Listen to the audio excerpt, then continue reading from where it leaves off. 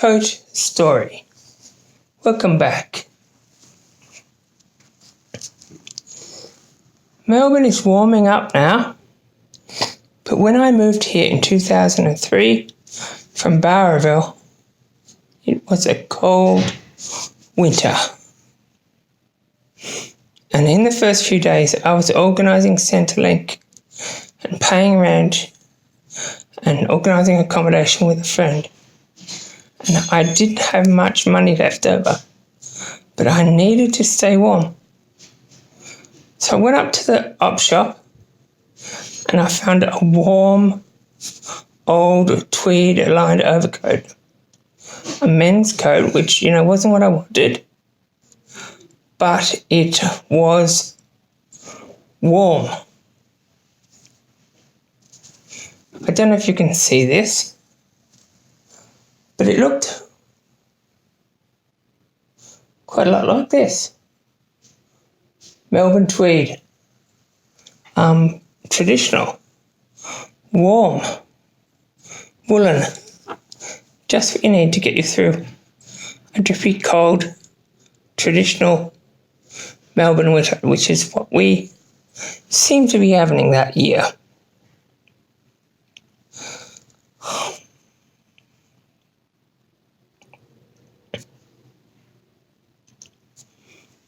So I took it up to the counter and I stood in line and I waited.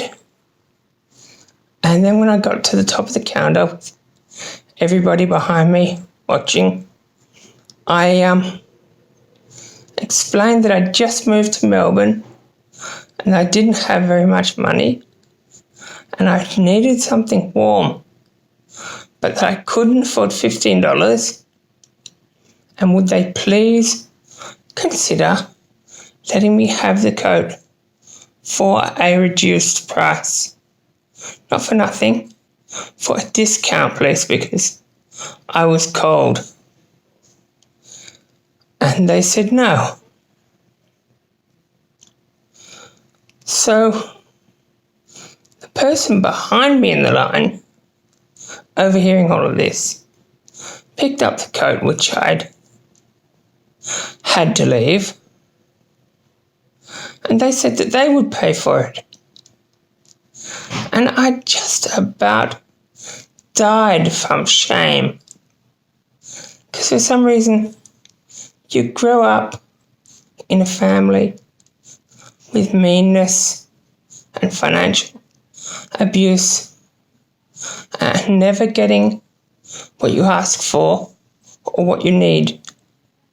And then when someone just responds with kindness, someone you don't even know, it just knocks you over onto the ground. And then the person behind the counter said that that was all right and that they could pay $5,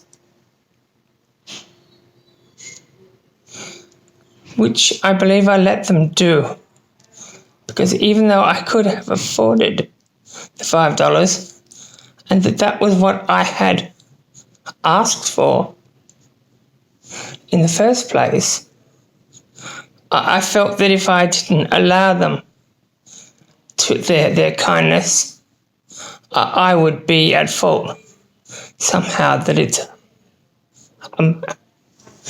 a much greater virtue to allow someone else to be kind than it is to pay your own way.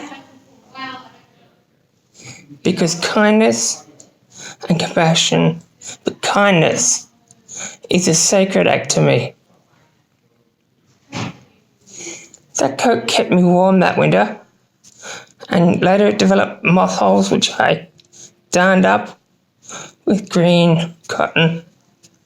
I kept it in the cupboard for years as an emergency coat, even though, Melbourne wasn't quite that cold anymore. And over that time it did become seriously daggy, and I couldn't justify spending a lot of money on dry cleaning on a moth-eaten coat, which isn't the kind of coat I wanted to wear. And over time, people give me wonderful warm clothes. That is just true. And they turn up in op shops. And the universe gives them to me if you wait.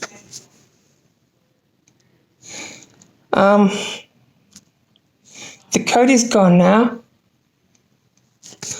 It was a lovely overcoat and a wonderful, spontaneous act of kindness. And it was required because a gatekeeper needed to say no to someone in need. Towards a kinder world or towards a meaner one?